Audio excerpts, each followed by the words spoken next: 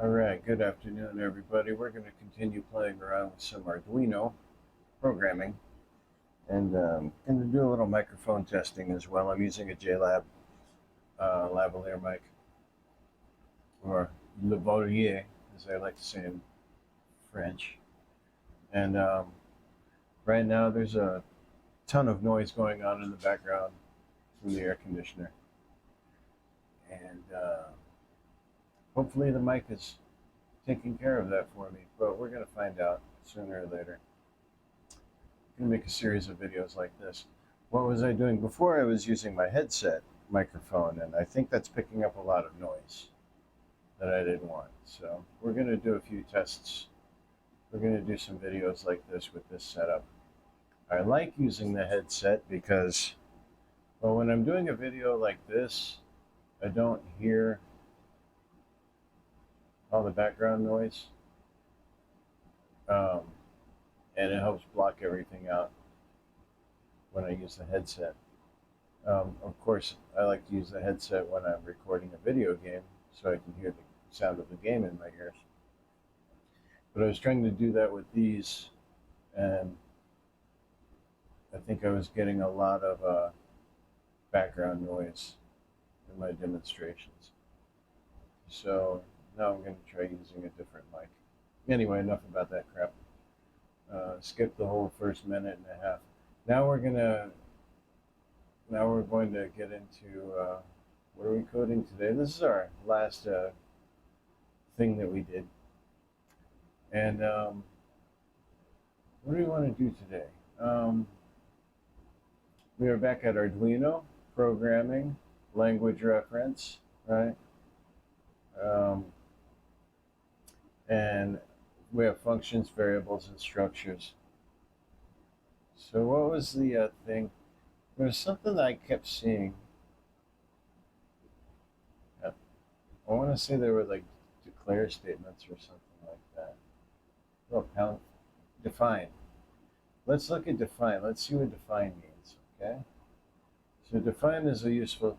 So by the way, we are using C++. I don't think I fully knew that before, but I do believe Arduino is written in at least some version of C++.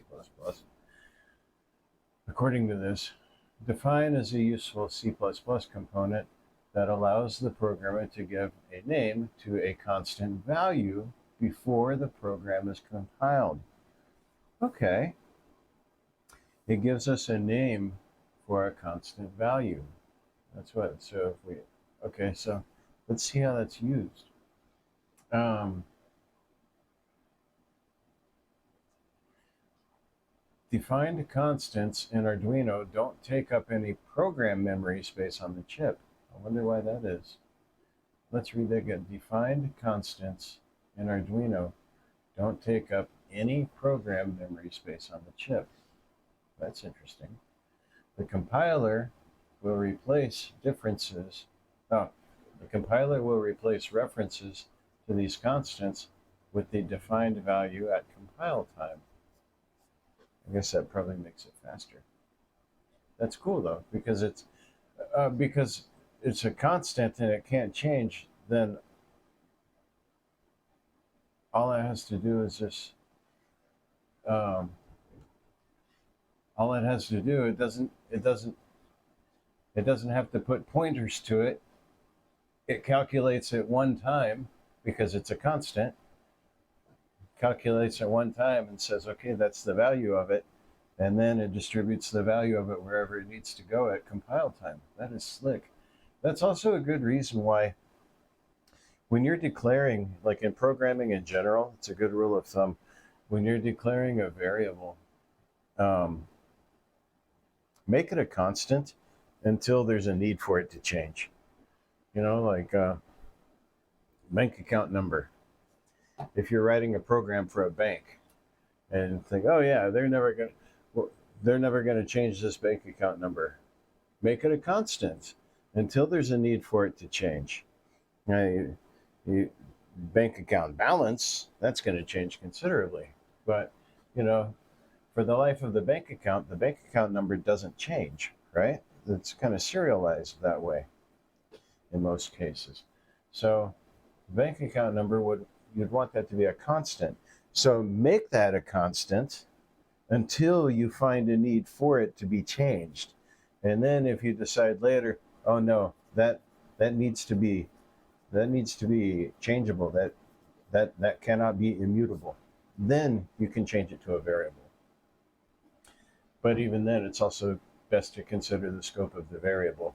And we'll find out more about variable scoping as we continue with the Arduino docs. Okay, so let's continue. The compiler will replace references to these constants with a defined value. Okay, I'm sure that makes it go faster. This can have some unwanted side effects, though. If, for example, a constant name that has been defined is included in some other constant or variable name, in that case, so maybe there was a mistake in the programming, in that case, the text would be replaced by the defined number or text. In general, the const keyword is preferred for defining constants and should be used instead of define. Okay. So this is the syntax: define constant name value. So when we're using Arduino, we see that define statement a lot, don't we? Like define LED pin 3. Okay. But up here, say define constant name value. Constant name, the name of the macro to define, the value to assign. So, and this is in what do they call it? Snake case. Okay, so define the name of it and the value. So define LED pin 3. So there's no semicolon after the define statement.